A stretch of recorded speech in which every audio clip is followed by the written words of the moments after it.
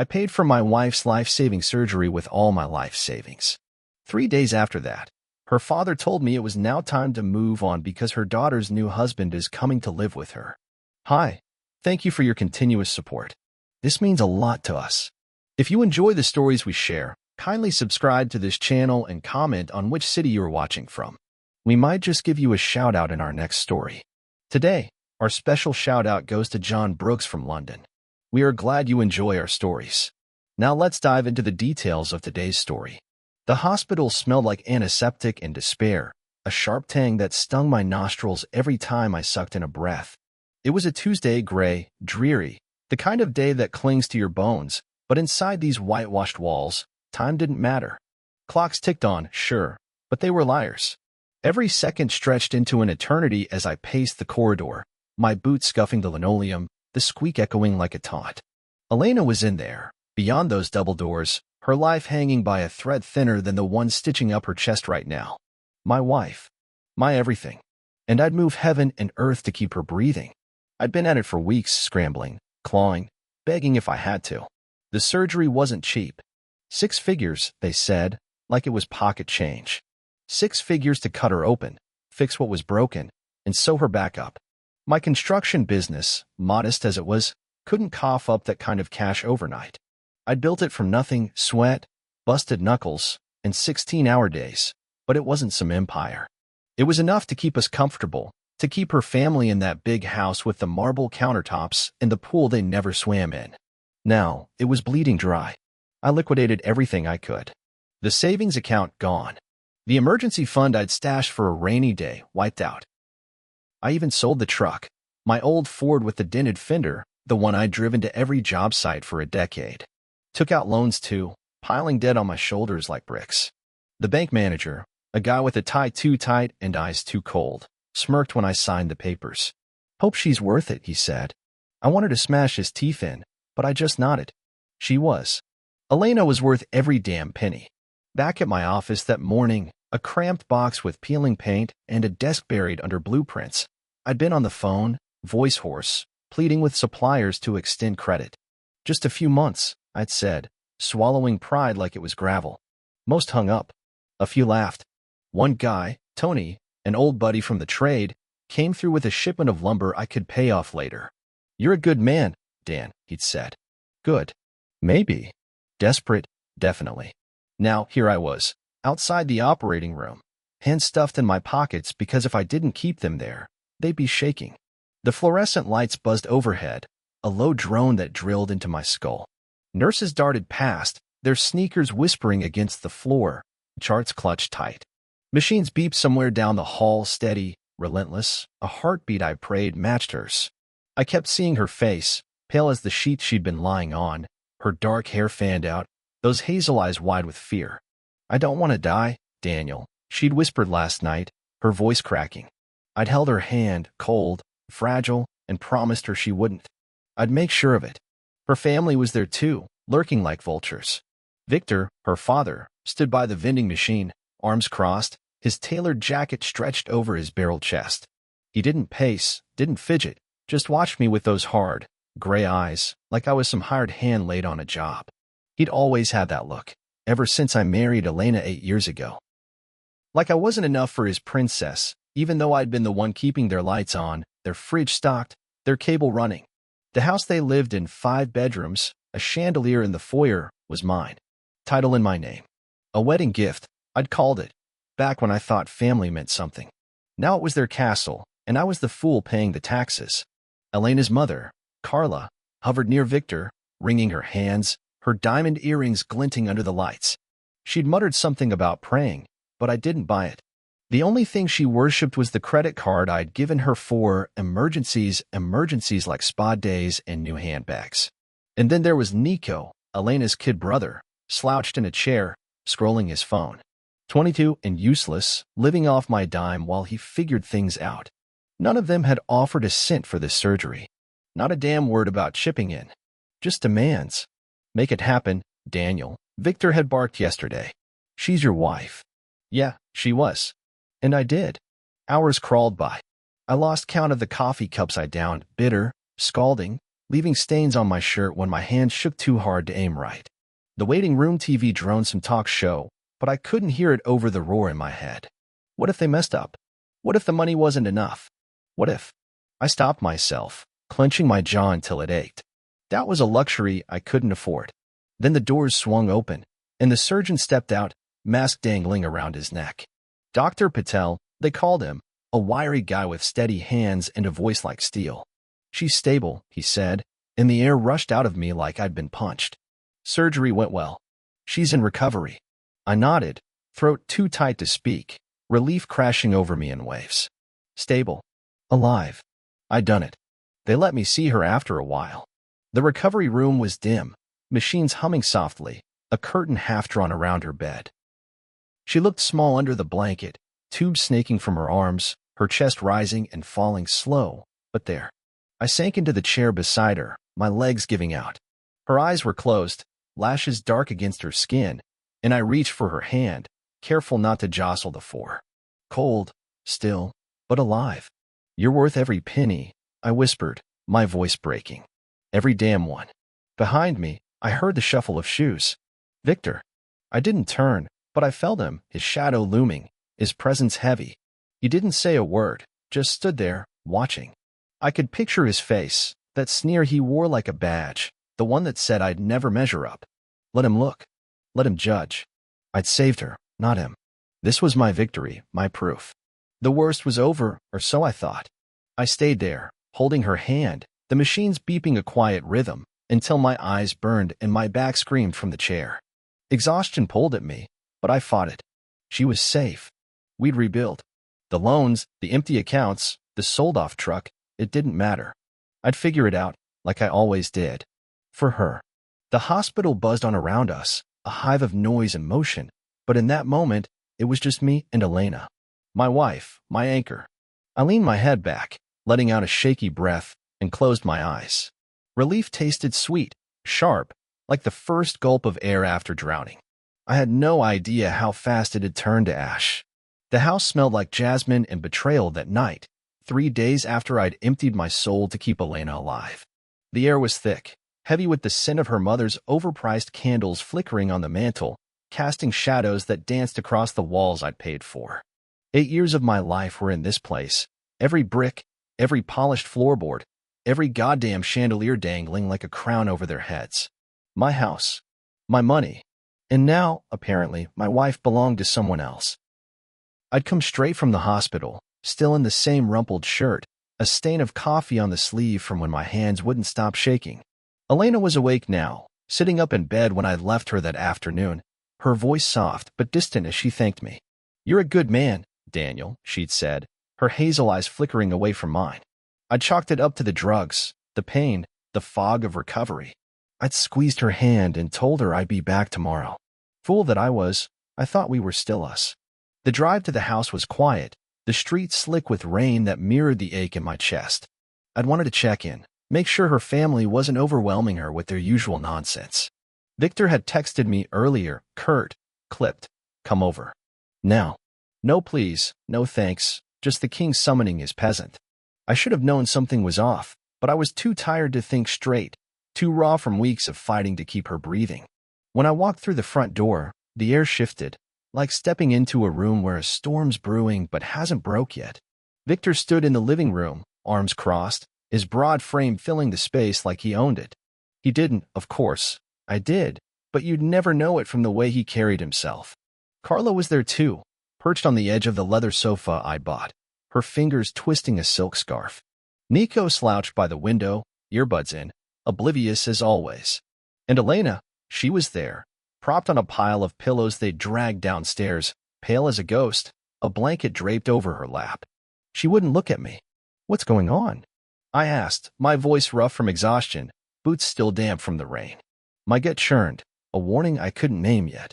Victor stepped forward, his gray eyes glinting like steel under the recessed lights. "It's time, Daniel," he said, voice low, deliberate, like he'd rehearsed it. "You've done your part. Saved her life. Good job. But Elena's moving on now. Her new husband's coming to live with her." The words hit me like a sledgehammer to the chest, knocking the breath clean out of me. New husband? I blinked, my brain scrambling to catch up, the room tilting around me. What the hell are you talking about? I rasped, looking at Elena, waiting for her to laugh, to call it a sick joke. She didn't. Her head stayed down, fingers picking at the blanket, silent as a grave. Marcus, Victor said, like it was the most natural thing in the world. She's been seeing him for a while. He's a better fit. Time for you to step aside. Marcus. The name landed like a blade, sharp and cold. I'd heard it before, some guy she'd mentioned in passing, a friend from months back. I'd been too buried in work, too trusting to dig deeper. And then the front door creaked open, and there he was. Marcus. Tall, slick, all polished shoes and a grin that screamed money he didn't have. He strolled in like he'd been here 1,000 times, a duffel bag slung over his shoulder, his dark hair swept back, eyes glinting with something predatory. Good to meet you, Dan, he said, voice smooth as oil, extending a hand I didn't take. Heard a lot about you. Thanks for keeping the seat warm. I stood there, frozen, my pulse hammering in my ears, a roar drowning out the room. Elena's head lifted then, just enough for me to catch her eyes, guilty, glassy, but not surprised. Daniel, she murmured, voice barely a whisper. I need a fresh start. I'm sorry. Sorry. The word echoed, hollow, meaningless. 8 years. Every dime I'd bled for her. Every night I'd held her, promising we'd make it through. And now this, Marcus grinning, Victor smirking, Carla avoiding my gaze, Nico tapping his foot to whatever garbage was in his ears. A fresh start. With some stranger stepping into my life like I was yesterday's trash. I could have roared. Could have smashed the coffee table, flipped the sofa, lunged at Marcus and wiped that smirk off his face. My fists clenched, nails biting into my palms, blood hot and wild in my veins. But I didn't. Something in me snapped, quiet, cold, like a wire pulled too tight. I looked at Elena one last time, searching for the woman I'd loved, the one I'd nearly killed myself to save. She was gone. Maybe she'd never been there. Without a word, I turned and walked out. The rain hit my face as I crossed the lawn, their laughter, Victor's, Marcus's, chasing me into the night. I climbed into my rental car. The truck was long gone, sold for her, and gripped the wheel, hands trembling so hard I could barely turn the key. The engine growled to life, and I drove, headlights cutting through the dark, the house shrinking in the rear view until it was nothing but a blur. I didn't go home. Couldn't face the empty apartment, the ghosts of us still lingering in the walls. I found a motel off the highway, a flickering neon sign buzzing vacancy, like a bad omen. The room was cheap, stale smoke, stained carpet, a bed that sagged under me as I dropped onto it. I sat there, staring at the peeling wallpaper, replaying it all. Victor's sneer, Marcus's swagger, Elena's silence. Sorry, a fresh start. My phone buzzed, Victor, probably, or Carla with some half-baked excuse. I shut it off, tossed it on the nightstand, and let the dark close in. Grief clawed at me, sharp and jagged, but beneath it, something else was waking up, something hard, something furious. They thought I was done, disposable, a tool they'd used up and tossed aside. They didn't know me at all. I lay back, the springs creaking under my weight, and stared at the ceiling, cracked spiderwebbing across it like the fractures in my life. The house was mine. The accounts were mine. Everything they had, every luxury, every breath of their smug little world, was mine to take back. And I would. They'd regret this. All of them. Sleep didn't come that night. Just the slow burn of rage, building like a fire I couldn't put out. The motel room was a tomb. Dank, dim, the kind of place where dreams go to rot. The air hung heavy with the ghosts of old cigarettes, clinging to the curtains that sagged like they'd given up years ago. A single bulb flickered above the chipped sink, buzzing like a trapped fly, throwing jagged shadows across the walls. I sat on the edge of the bed, the springs groaning under me, my hands braced on my knees. Sleep hadn't come, just the weight of last night pressing down, crushing the air from my lungs. Elena's voice looped in my head, soft and hollow. I'm sorry. A fresh start. Victor's smirk. Marcus's oily grin. It played over and over, a reel I couldn't stop. The rain had quit sometime before dawn, leaving the world outside quiet, too quiet. Through the grimy window, I could see the highway stretching into the gray, cars humming past like nothing had changed. Everything had changed. My chest ached, a dull throb where love used to live, now hollowed out by betrayal. I'd given her everything, my savings, my future, my damn soul, and she'd traded me for a stranger with a slick smile. Her family, those leeches I'd fed for years, had cheered it on. I'd been a fool, blind and bleeding, but I wasn't broken. Not yet. I reached for the nightstand, fingers brushing the photo I'd shoved in my pocket last night. A snapshot of me and Elena from 3 summers back. We were at the lake, her hair wild from the wind, my arm around her, both of us grinning like the world couldn't touch us. I'd carried it like a talisman, a reminder of why I'd fought so hard to save her. Now it mocked me. Her smile in the picture, was it ever real? I stared at it, tracing the curve of her lips, the light in her eyes, searching for a lie I'd missed. My grip tightened, the edges crumpling, and something snapped inside me. I tore it clean in half, the rip loud in the silence. You chose this, I muttered, voice low, ragged. The pieces fluttered to the floor, her face split from mine, and I felt the shift. Like a gear grinding into place. Grief wasn't enough anymore. I wanted blood. I grabbed my phone, powering it on. The screen lit up with missed calls: Victor, Carla, even Nico. No Elena. That stung, but I shoved it down. 18 messages, all variations of "call me back" and "we need to talk." I deleted them without listening, my jaw tight. They didn't get to beg yet. Not until I'd taken back what was mine. I dialed my lawyer instead, Rick, a no-nonsense guy I'd known since the business started. He picked up on the second ring, his voice gruff. "Dan? You okay? It's barely 6.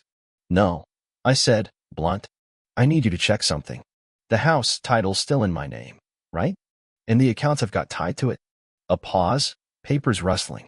"Yeah, all yours. You never transferred anything." "Why?" "They kicked me out," I said, the words tasting like ash. "Elena's family said she's got a new husband moving in. I want it all cut off.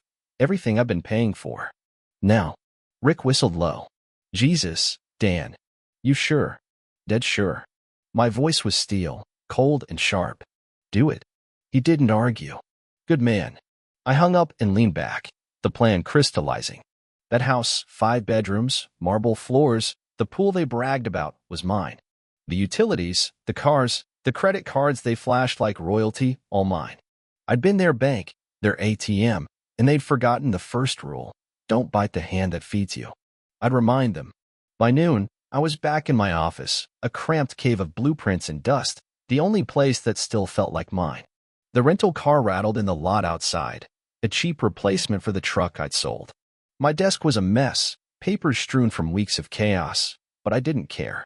I pulled up the bank accounts on my laptop, fingers steady now, purpose driving me. Joint accounts with Elena frozen. Credit lines for Carla's shopping sprees canceled. Nico's allowance gone. I watched the numbers shift, red flags popping up as transactions failed. Then I called the security company, the one I'd installed for the house. "Lock them out," I told the tech. "Remote override. No one in or out until I say." "Done," he said, and I pictured it, Victor pounding on the door, Carla shrieking, Nico clueless. A grim smile tugged at my lips. My phone buzzed again, Victor. I answered this time, letting his voice fill the line. "What the hell are you doing, Daniel?" he roared, all bluster and rage. "The cards aren't working. The power's out." "You can't." "I can." I cut in, voice flat. "It's my house.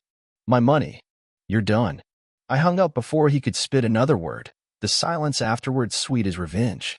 I leaned back, watching the chaos unfold through text. Rick forwarded screenshots from the family's group chat, frantic and furious. "He's lost it," Carla typed. "Fix this, Victor." "Nico, my car's gone.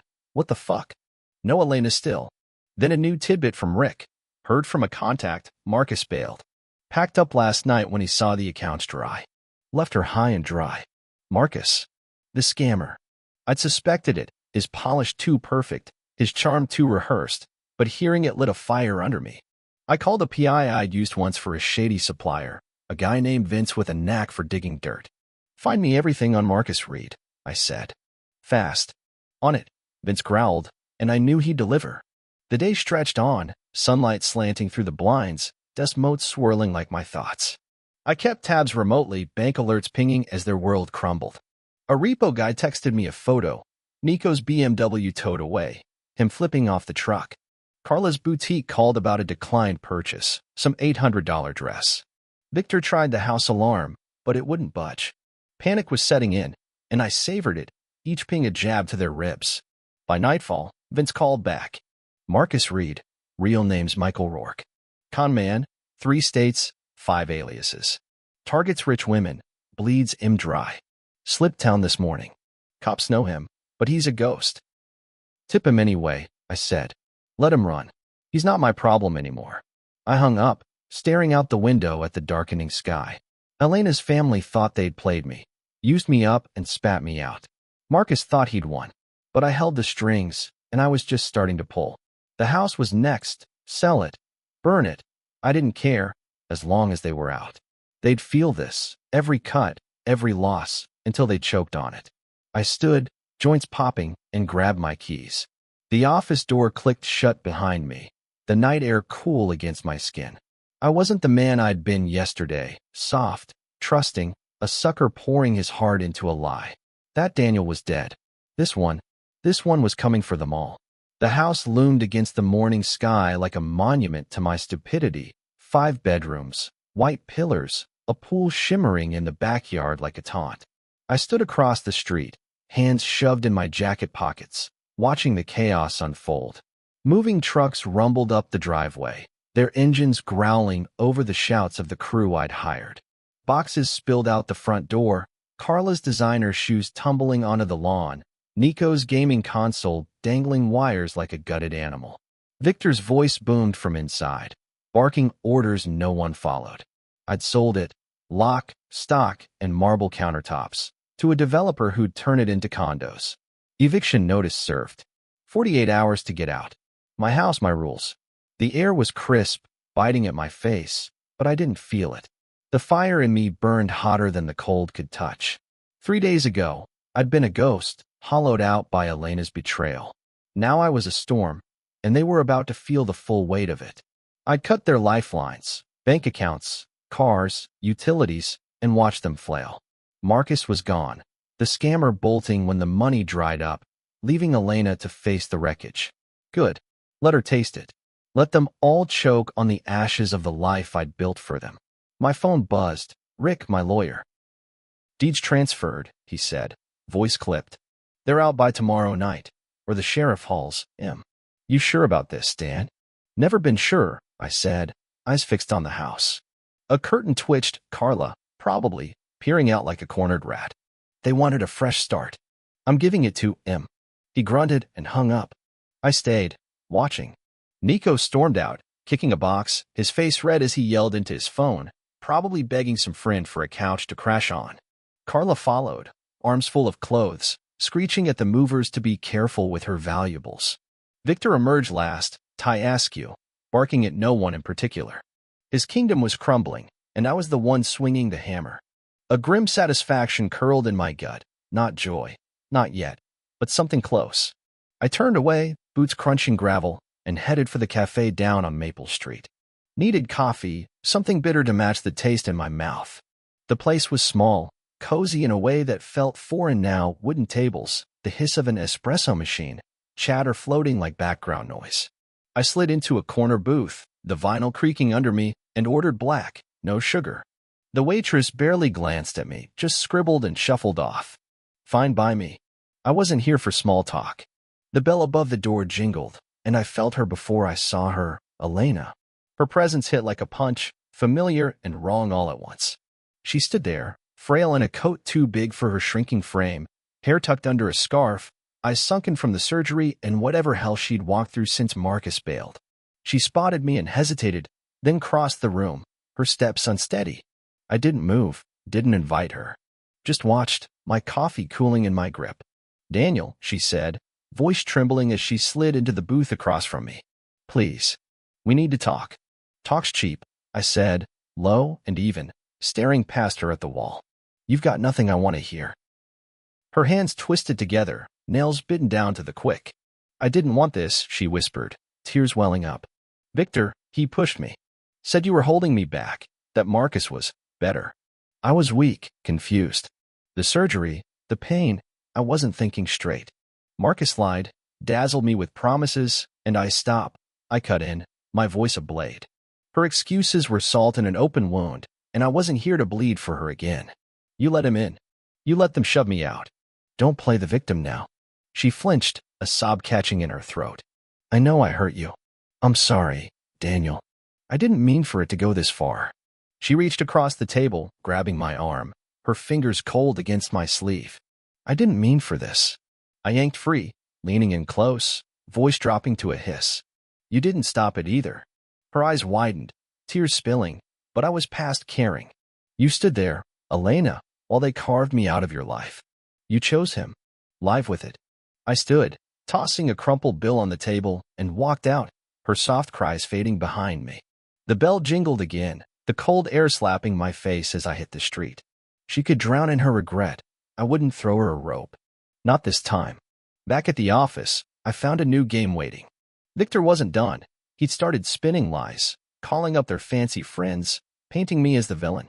Daniel's greedy, he told them, voice dripping with fake outrage. Cut us off out of spite, stole the house to punish us. I heard it through Rick, who'd caught wind from a mutual contact.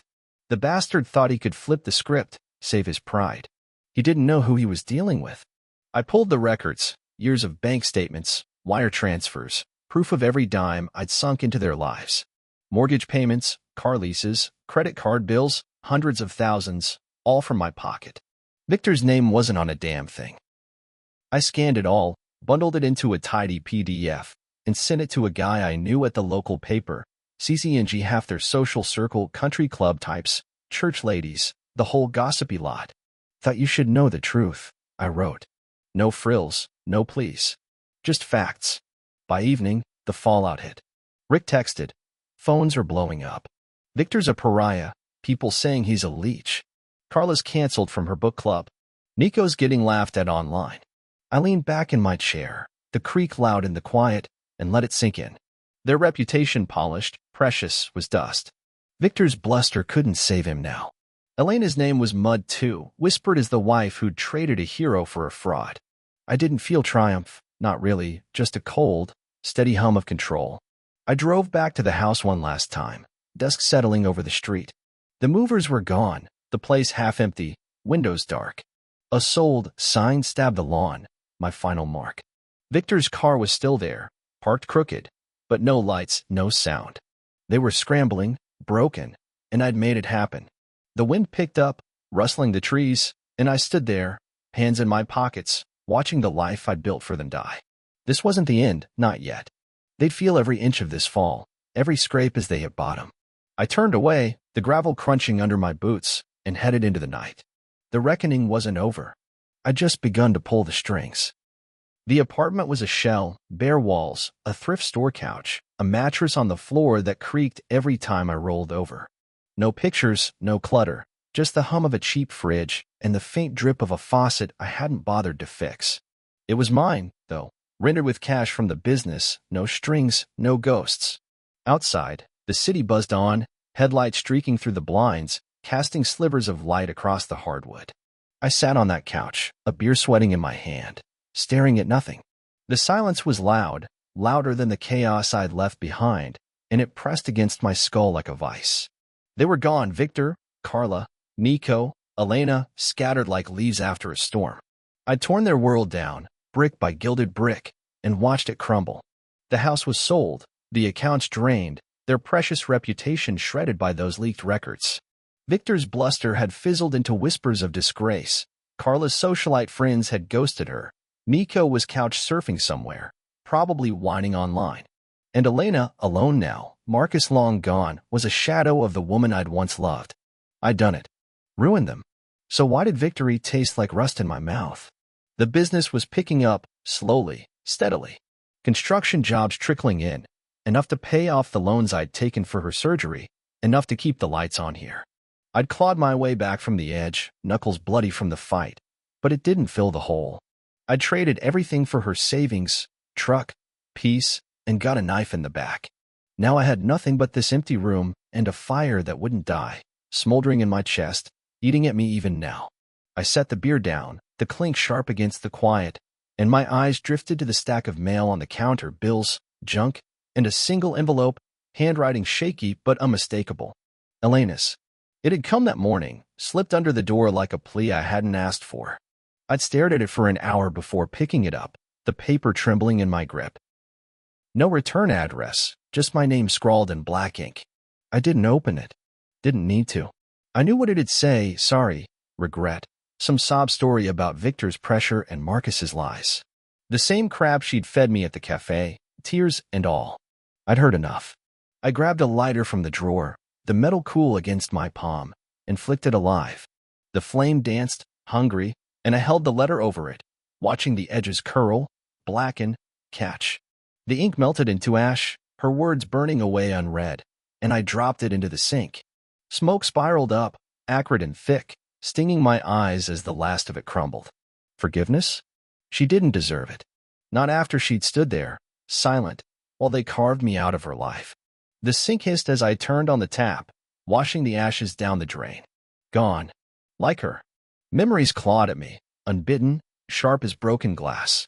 Elena in that hospital bed, tubes snaking from her arms, her voice a whisper, "I don't want to die, Daniel." Me promising her she wouldn't, pouring every dime, every ounce of myself into keeping her alive. Happier days too, her laughing by the lake, sunlight in her hair, my arm around her like we'd last forever. Lies, all of it. Or maybe not, maybe it had been real once, before Victor's poison and Marcus's charm turned her into someone I didn't know. I squeezed my eyes shut, but the images stayed, taunting me. What had I lost? Money? Sure. But trust, love, that was the real cost, and it left me hollow. The phone buzzed on the counter, snapping me out of it. Victor. I let it ring, watching the screen light up, his name glaring like a curse.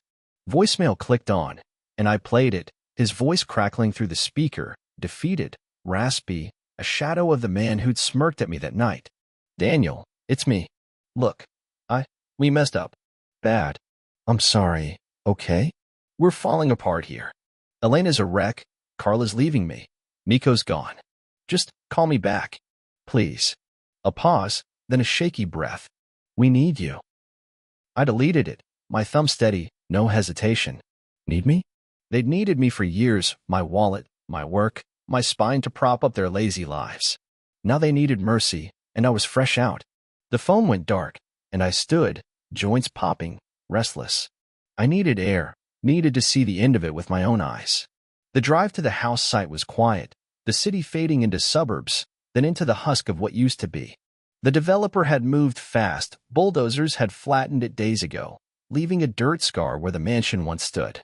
I parked the rental car on the shoulder, the engine ticking as it cooled, and stepped out. The wind whipped through, carrying dust and the faint smell of diesel, tugging at my jacket as I walked to the edge of the lot. Piles of rubble glinted under the moon, shards of marble, twisted rebar, a chunk of that damn chandelier. My house. Their castle. Now nothing. I stood there, boots sinking into the loose earth, the wind howling around me like a chorus of ghosts. It's done, I whispered, the words snatched away by the gusts. Done. Victor's pride, Carla's greed, Nico's entitlement, Elena's betrayal, all buried here, under the weight of what I'd taken back. I'd won, hadn't I? So why did my chest still ache? Why did the quiet feel so heavy? Back at the apartment, I sat at the kitchen table, a wobbly thing I'd found curbside, and pulled out my laptop. The business account glowed on the screen, a modest surplus from the latest job. I stared at it, then opened a new tab, searching hospital charity. Found one, local, helping folks who couldn't pay for surgeries like hers. I typed in a number, $5,000, a chunk of what I'd clawed back, and hit send. A confirmation pinged, and I leaned back, exhaling slow. Not for her. For me. For the man I'd been before this mess, the one who'd believed in saving people. Closure, maybe, or just a way to sleep without dreaming of her face. The night stretched on, the city humming beyond the walls. I finished the beer, the bottle clinking into the trash, and lay on the mattress, staring at the ceiling. Cracks spiderwebbed across it, like the ones in me, deep, jagged, but holding. They'd lost everything. I'd lost plenty too, More than money, more than a house. But I was still here, still standing, and they weren't. That had to be enough. Sleep crept in, slow and reluctant, the wind outside fading to a murmur. The fire in me dulled, not gone, just banked, for now. Tomorrow, I'd build again. Not for them. For me. The office smelled like sawdust and coffee. A sharp, grounding mix that clung to the air as I leaned over my desk, blueprints spread out like a map to something new. Sunlight streamed through the window, dust motes swirling in the beams, catching on the edges of my pencil as I scratched notes. It was a Monday, months since the wreckage. Months since I'd burned Elena's letter, watched the house crumble, and walked away from the ashes of my old life. The world had kept turning, and I'd kept building. Not for them anymore. For me. The business hummed now, steadier than it had been in years. Jobs rolled in, small at first, renovations and decks, then bigger contracts, warehouses and storefronts. The loans were paid off, the rental car swapped for a beat-up pickup I'd bought cash. No chrome, no flash, just reliable, like I needed it to be. The apartment was still sparse, but it had a table now, a real bed, a radio that crackled with old rock tunes when I couldn't stand the quiet. Solitary, sure, but stable. I'd carved out a corner of the world that didn't bleed me dry, and that was enough. Most days, it was enough. I leaned back, the chair creaking under me, and rubbed my eyes. The clock ticked past noon, the street outside buzzing with traffic, a pulse I'd learned to tune out. My phone sat silent. No more calls from Victor, no pleas from Carla, no texts from Nico whining about his latest mess. Elena hadn't reached out since that burned letter, and I hadn't looked for her. They were gone, scattered to the wind, their shadows fading from my life like smoke. I didn't check their socials, didn't ask around. Didn't need to. I'd torn them down, and they'd stayed down. A knock rattled the door. Jimmy, my foreman, poking his head in. "Mail's here," he said, tossing a stack onto the desk. "And that truss order's confirmed for Friday." He was a wiry guy, all sinew and sunburn, loyal in a way I'd stopped expecting from people. I nodded, and he ducked out, leaving me with the pile. Bills, invoices, a flyer for some hardware sale. Then a news clipping, folded neat, no note. I unfolded it, the paper crisp under my fingers, and there he was, Marcus. Con artist nabbed in Vegas scam, the headline read. Michael Rourke, his real name, the one Vince had dug up, stared back in a grainy mugshot, eyes hollow, smirk gone. He'd targeted another family, some widow with a fat inheritance, spinning the same lies he'd fed Elena. Only this time, the cops caught him, traced him through tips, one of which I'd sent months back. Indirectly, I'd handed them the breadcrumb that snagged him. Justice, slow and sloppy, but justice all the same. I read it twice, the words sinking in, then set it down. No rush of triumph, no fist pump, just a quiet nod. He'd rot behind bars, and I'd had a hand in it. Good enough. I grabbed my jacket, the clipping tucked in my pocket, and locked up. Needed air, something beyond these walls. The park was a few blocks down, a quiet stretch of green, oaks arching over paths, a pond glinting in the late afternoon light. I'd started coming here lately, not sure why. Maybe the noise of kids laughing, dogs barking, reminded me the world wasn't all betrayal and dust. I walked the gravel trail, boots crunching, hands stuffed deep in my pockets, the clipping crinkling against my fingers. Families dotted the grass. Parents tossing frisbees, kids chasing each other, shrieks cutting through the breeze. A couple sat on a bench, old and gray, sharing a sandwich like they'd done it 1,000 times. I stopped by the pond, water rippling under a soft wind, ducks drifting lazy across the surface. Watched them, my breath steady, the ache in my chest duller now. Not gone, but manageable. I'd lost a lot. Love, trust, years I couldn't get back, but I'd survived it. More than survived. I'd built something new, something mine. The clipping felt heavy, a last tether to that mess. I pulled it out, unfolding it one more time. Marcus's face stared up, a ghost from a life I didn't live anymore. Elena flickered in my mind. Her laugh, her touch, the way she'd looked at me before it all went wrong. Then Victor's sneer, Carla's greed, Nico's laziness. They'd taken so much, but they couldn't take this, the man I was now, scarred but standing. I crumpled the paper, the edges biting my palm, and tossed it into the pond. It hit the water with a soft plop, ink bleeding as it sank, disappearing beneath the ripples. Let it go. Let them all go. A kid ran past, chasing a kite, his dad jogging behind, both laughing. I watched them, and a faint smile tugged at my lips, small, guarded, but real. First one in months, maybe. It felt strange, like stretching a muscle I'd forgotten I had. The wind picked up, rustling the leaves, carrying the sounds of life around me.